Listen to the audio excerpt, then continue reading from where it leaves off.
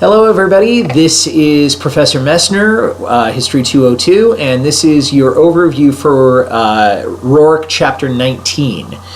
So in this chapter you're going to learn about the lives of the working class in the later years of the 19th century.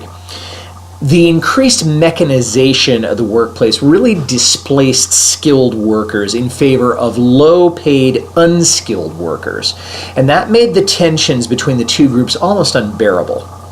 We also begin to see a new type of racial prejudice between Northern Europeans on the one hand and Eastern and Southern Europeans on the other.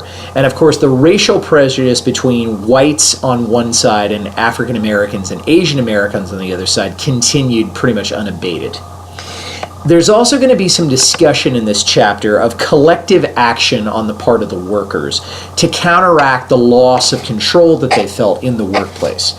Okay, you say, so there's nothing interesting about that, but the fact is that the labor movement of the 19th century had a different tone than in previous generations, because now workers were trying to better their conditions through politics and through reform movements, not simply by organizing together.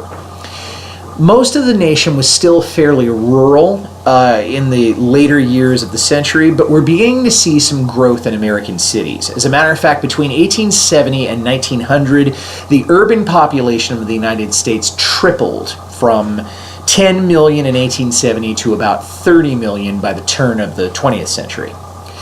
Some key topics I'd like you to focus on are radicalism and American workers and their push for something that we take for granted these days, which is the 8-hour day. Also, I want you to look at the idea of the melting pot in the United States and how that melting pot has not always welcomed new arrivals. Some key pages I'd like you to look at are Map 19.3, the Great Railroad Strike of 1877. That's on page 518 of your text. And then I'd also like you to look at the examination of the 1893 World's Columbian Expositions on 528 and 529. There's also a great book about that called The Devil in the White City if you're interested. Okay, happy reading. I'll see you soon.